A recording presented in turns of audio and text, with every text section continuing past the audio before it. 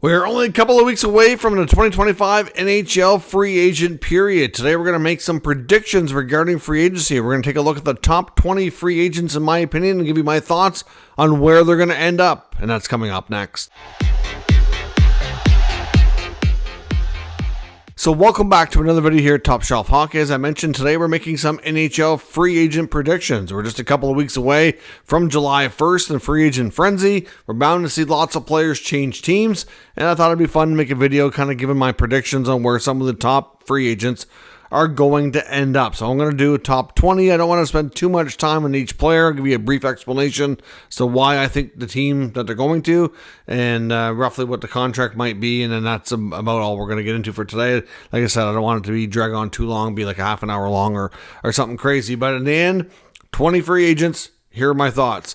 Jonathan Toews returning to the NHL after a 2-year absence. There's a couple of teams in the mix right now. We keep hearing a bit about the Jets, the Avalanche, and there's maybe like a third mystery team. I know Elliot Friedman made mention about Tampa maybe being in there. I'm predicting Winnipeg. I think he goes home to play with his hometown Jets. To me, he's exactly what they need if he can be back to form to what he was, of course. But they definitely could use some center help. He plays a solid two-way game, and I think he'd be a terrific fit. I think, considering his long absence, he'll sign a fairly cheap contract. I wouldn't be shocked even if it was 1 year, $1 million, or 1 year, $2 million, or something along those lines, which fits the Jets quite nicely. So to me, I think Jonathan Toews ends up in Winnipeg. Vladislav Gavrikov, currently with the Los Angeles Kings. It appears as though there's a bit of an impasse there on contract, and I do think he's going to depart the Kings and end up with the New York Rangers. There's a lot of reports that the Rangers are eyeing Gavrikov in case he hits free agency. There's a lot of talk, too, that the LA Kings have their eye on K'Andre Miller, current RFA Ranger defenseman. I think Miller's going to end up getting traded to the Kings, and I think Gavrikov is going to end up signing with the Rangers. They're going to essentially swap defensemen, but not in one transaction. So Gavrikov to New York. I think they'll give him the deal he's looking for as they continue to want to basically kind of reformat their blue line. Next up, Corey Perry is definitely going to continue playing. There's no reason for him to leave Edmonton. He has been crucial to their run in the Stanley Cup playoffs. Of course, as I record this video, I don't know if they're going to win the Stanley Cup yet. The Stanley Cup final is still ongoing, but he has been super important up and down that lineup, scoring big goals. He can still play. I don't think he's going to command a ton of money. Should be able to fit their cap structure. They'll find a way to make it work. I have no doubt Corey Perry probably signs another 1-year deal, maybe even 2, but probably 1 with the Edmonton Oilers. The top free agent goaltender on the market will be Jake Allen. I do think there's a pretty decent possibility he leaves New Jersey. I know all indications were that he was kind of told that there was a pretty good chance he wasn't coming back. I think he kind of knew this as well, even going through most of this past season, with the plan to be next year for it to be Jacob Markstrom and probably one of their younger goalies like Dawes. But that may not necessarily be the case. The Devils might be having some second thoughts because he did play really well. But I also think that there's a pretty good chance he won't have to go far if he does hit free agency. And I think there's a chance we could see him with the New York Islanders. There's a pretty decent chance that Varlamov might not be able to go. If Varlamov's health is a problem and the Islanders need to seek some help on the goaltending front, I don't think Hogberg was really that great of an option. I can see them wanting to be better next year with the new GM and the changes we're going to see there. I can see him being a great option to back up Sorokin. I do see there being a slim chance he returns to New Jersey. I think that he's going to have lots of options, to be honest. He'll probably end up making a decision that's probably best for family. Probably doesn't want to move around too much more if he can help it, but obviously it'll depend on term for where he can get a contract for maybe more than 1 year. Next up, defenseman Ivan Provorov, currently with the Columbus Blue Jackets. I do think there's a possibility he remains there, but it sounds like they have a very specific number in mind they want him to sign for, and so far it hasn't worked out. So if Provorov hits free agency and leaves the Blue Jackets, which I'm going to still say right now is probably 50-50, I'm picking him to end up with the Red Wings. I think the Red Wings, they need to take their existing cap space and what moves they have to kind of revamp that blue line. It's definitely by far the weakest point of the team, and I think Provorov would be a good upgrade there, especially if they can get him in free agency and they don't have to give up assets via trade. Now, another defenseman that could end up in Detroit if he doesn't if he ends up leaving his current team as Aaron Ekblad. I still think the odds are he stays in Florida. Last year there was talk that he may be a cap casualty and end up getting traded so they could keep some other players. That didn't happen, and the reports were that he might be willing to take a cheaper contract on his next one, play for a hometown discount, if you will, to remain with the Panthers because he's first overall pick, but in his whole career, obviously the team has been very successful lately. Why would you want to leave? But from what we've heard lately, sounds like they do have interest to keep him, but that discount might be a little steeper than maybe he was hoping for. So if he doesn't agree to that, I can see him maybe ending up in Detroit. If I'm Detroit and I get a couple of veteran guys like Ekblad and Provorov I can add to my blue line, I think I have to seriously look at that considering where things are at right now. Andrei Kuzmenko could be a very interesting wild card for a lot of teams. There is a slim chance he stays in LA, but I think that they're going to probably make him wait and see because I think LA is going to have some big irons in the fire, and if they work out, then he may not be able to come back. And if they don't, well, sometimes players leave because they don't want to wait around forever to get a contract. They need some certainty, and I think a team like the Anaheim Ducks or the Columbus Blue Jackets would make a lot of sense for Kuzmenko. They are teams that are looking to add some veteran help, some scoring, and I think, to be honest, they have tons of cap space, so why not take a chance on a guy who's been pretty streaky at times? But I can see Kuzmenko ending up with one of those teams. If I had to bet, I'd say probably Columbus, but I think the Ducks are going to be in on a lot of players. I think we're going to see a completely revamped Ducks team to try to make the playoffs next year. P.S. Suter of Vancouver, I think he's going to price himself out of there. And to me, there's going to be a lot of teams talk to Suter, including some contenders who would want to see him maybe be in their third line. But I think he's going to end up on a team like Chicago. Chicago is not expected to be in on a lot of the higher-end talent and give out any really big, ridiculous contracts. But the last couple of years, they have been known to bring in one or two veterans that they can definitely overpay to kind of insulate their youth. And I think he makes a lot of sense to be one of those guys. He can be a guy who can play in the middle of your lineup and be decent on both ends of the ice, give you a little bit of offense, and I think they might be able to give him a little bit more money. So we'll see, but that's my prediction for Suter. Captain of the Dallas Stars, Jamie Benn. I do think Benn returns to Dallas.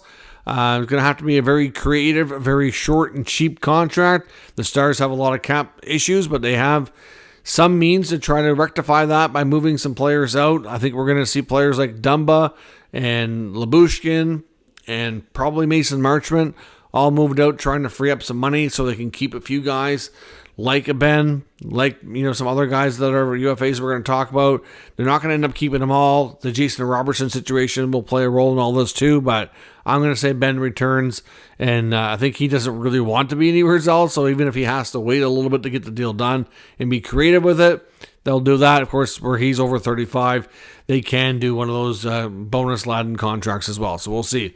Patrick Kane, I do think we're going to see him return to Detroit on another short-term contract. I don't know that at this point. I know it was reported last year that Yzerman wouldn't give him term. He ended up staying on a one-year deal anyway. Considering last year wasn't as good as year one, I don't think that term is going to be coming either. So for me, I think Kane likely stays on another one-year deal. Ryan Donato is going to be an interesting one. I know there was a lot of talk. Chicago didn't trade him at the deadline because they wanted to keep him, wanted to sign him. And I'm sure that the interest likely is legit and it is there, but they've yet to come to an agreement on a contract. The longer this drags out, the more likelihood that he's going to end up possibly leaving. And for me, I think that the team to watch here is going to be the Boston Bruins. I think a return to Boston where he started his career just might be in order. They need some contracts for some players that can score some goals. They need to beef up their top half of their lineup as well. And Donato's, yes, he's gonna his value's gone up, but it's not going to be exponentially out of this world. So to me, Donato fits what Boston's looking for, and I think there's a good fit and some familiarity there. Next up, we got Claude Giroux in Ottawa.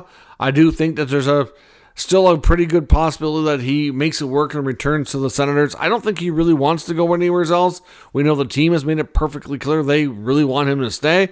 So when you have that much willingness on both sides to figure it out, then I have confidence that it will be figured out and he'll end up staying. There's been some reports that I wouldn't say that there's been like a stalemate or anything of that nature, but obviously the negotiations hasn't gone quite as quick and as smooth as a lot of people thought or hoped they would. But at the end of the day, the Senators want to keep him, but they can only give him so much. I mean, his role is definitely going to change within the team. And at this point, more so for his leadership, a lot of the intangible stuff that he brings, the face-offs and whatnot. So I do think they'll get it figured out, but it's just going to take a little longer than some might hope. Sam Bennett, of course, Mr. Playoffs here, having another crazy run with the Florida Panthers. And to be honest, I don't think there's any desire for him to leave, although it's fair to say, we've heard mixed reports on the negotiations with the Panthers. Some say that they're probably going to sign an 8x8 deal, and others say that they haven't even talked contract and they won't until the Stanley Cup final is over, which won't give them a lot of time. But I do think there's going to be a lot of desire for them to keep him, of course. I think his preferred decision is to stay. So personally, I'm predicting Sam Bennett remains with the Florida Panthers on a long-term contract. I mean, as far as the number goes, I guess you have to look at what Reinhart and Barkov and Tkachuk are making. I think it's going to be a better deal than you think. At most 8x8. I wouldn't even be shocked if it's a little bit less than that, to be honest. Brad Marchand, his Bennett's new running mate in Florida, also having a heck of a playoff, showing he can still play at a high level. I think there's going to be a lot of interest in Marchand. Right now, I'm predicting he ends up with the Toronto Maple Leafs. The Maple Leafs are, possibly a team that's going to lose some offense. They also could use some more grit and just that, the playoff mix, if you will, that they need to find. And Marchand's proven once again, after hurting the Leafs all those years with the Bruins, he did it again in Florida this year. If you can't beat them, join them type of thing. But at the same time, they need that type of player, exactly what they're missing. I mean, they could be missing more than that if some of their other UFAs depart town as well. But I think they'll have more cap flexibility because of that other guys leaving. And I think he ends up there on probably they could get creative. I'm going to say probably 3x8, but it could be 4 and bring down the AAV a little bit as well. So we'll see. Brock Besser, another interesting case. I do think a pretty good chance he leaves Vancouver. We've heard that they kind of made their take it or leave it type of deals, towards the end of the regular season. There hasn't been much updates as far as new talks and all that. I'm going to predict that Brock Besser goes back home and signs with Minnesota. I think the Minnesota Wild are a good team for him. Looking at their lineup, I think that they can add another scoring winger in the middle of their lineup. I think he'll have interest to go there, and I think it just kind of makes sense. He's been linked there forever and a day, and I think Besser. There's going to be other teams besides Minnesota want to reach out to him, but to me, I think that's where he ultimately ends up. Nikolai Ehlers and the Winnipeg Jets. I think there's I'm going to say a 50-50 chance he stays in Winnipeg. I know he wants a couple of things. He wants to win, which he can do in Winnipeg. He wants, obviously, to be paid appropriately, which he can probably get in Winnipeg. And I think he wants more consistent top-line minutes. I think his biggest gripe with the Jets is that he always seems to be the guy that gets left off. Like, he's not consistently playing with Connor and Scheifele. So not always on power play one. Like, it just is more his utilization than anything else. So I'm not sure what they can promise or guarantee him in that regard. But if he leaves, it's going to be because of that. He's going to want to go to a team where he can get the same kind of money, play consistent top-line minutes, and have a chance to win. And I'm going to say that the two teams for me that make sense that can do that for him is, one, the Carolina Hurricanes. We know after moving Rantanen, they're going to be in on some top guys. I do expect the Hurricanes to be in on a guy like Marner. I wouldn't be surprised if they were in on some other ones too. Maybe even Matt Duchene. I expect them to go hard after Marner. I'm not predicting Marner goes to the Canes though, so I think barring that not working out, I think they might pivot to a guy like Ehlers, who's not, neither one of them are Mikko Rantanen, but Ehlers is definitely a little bit more battle-tested in the playoffs. And as far as some of the other options here, he's got great speed. I think he would fit well with some of their top guys. And to me, Ehlers just makes a lot of sense. He scored some big goals. The other team, I think it would be kind of a maybe a little bit of a wild card and a little bit of a longer shot, but I'm going to say the Ottawa Senators. The Sens need another top 6 player, but it's going to boil down to contract. They may not want to spend the money on him that he needs to make the jump. Obviously, they're not going to want to pay him more than like Stützle and Tkachuk, and he might be able to command that in free agency with the cap going up, and it might get a little bit too costly. It's, depending on how things go with Giroux as well, will play a role in what else they do in that sense. Mikael Granlund, I think there's mutual interest to remain in Dallas, but like I said, they may have to trade Jason Robertson to make it happen, and they're not going to do that just for that sake. So I do think there's a chance he stays in Dallas, but otherwise I'm predicting he also goes to the Blue Jackets. I think that adding a couple of veterans here in Columbus, whether it be on their different parts of their lineup here, makes sense. Like guys like Kuzmenko and Granlund could just be some more extra options here for them to add to their lineup, make them a really deep forward group. At least that's where I'm going right now. So I think that's a good option for Granlund. Matt Duchene, I'm going to say that he probably stays in Dallas. That's my first prediction, but I think as a backup plan, I'm going to say Vegas.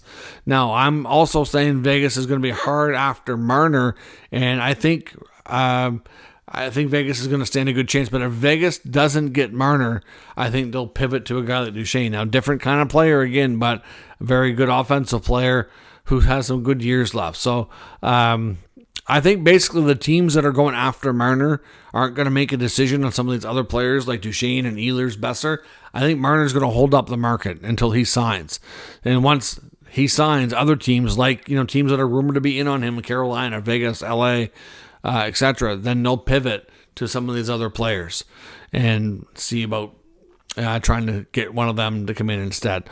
So to me, I'm going to say Duchene stays in Dallas. Backup plan is Vegas. John Tavares, I'm going to say he signs a similar type of deal that Chris Tanev did, stays with the Leafs.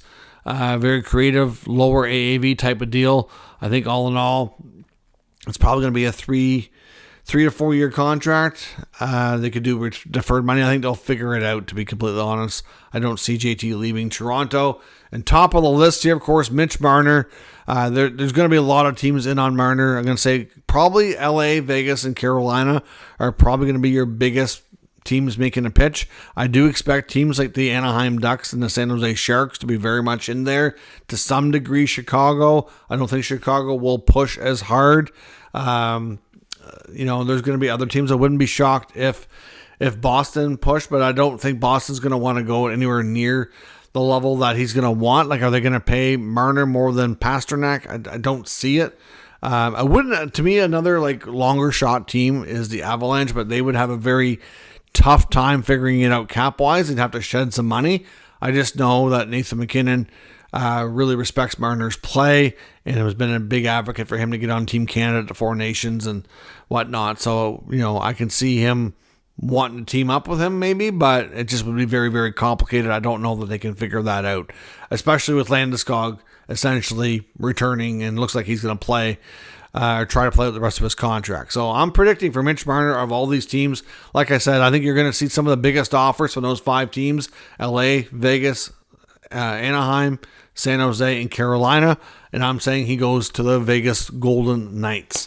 I think the Vegas Golden Knights will might not even need to shed money because we don't know what's going on behind the scenes with Alex Pietrangelo. There is a chance that they might be able to LTIR him. I don't know if that's going to work out or not, but Vegas always seems to be the team to figure this stuff out, and I can see it happening. But I think LA is also going to be a really, really close option there as well. I wouldn't be shocked if it's LA. I'm going to say they're the top 2, Vegas or the Kings, but he's got more connections in LA. Of course, both of the head coach and assistant coach there, Hiller and Smith, both formerly of the Leafs, that he knows. I know they're both kind of going to be pitching him on lifestyle and everything else that he's maybe not enjoying so much right now in his hometown. So we'll see what happens. But those are my free agent predictions for what I'm calling the top 20 UFAs right now. So let me know your thoughts on that down in the comments. I am going to be doing another video as well when it comes to some offer sheets and offer sheet targets and maybe some trade predictions as well ahead of the busier period here of the offseason. So let me know your thoughts on where these free agents are going to end up in the comments. We'll discuss further. If you're new to the channel, make sure you subscribe and stick around. We'll keep you up to date with the latest news, rumors, and analysis of all 32 NHL teams. Thanks for watching. I'll catch you next time.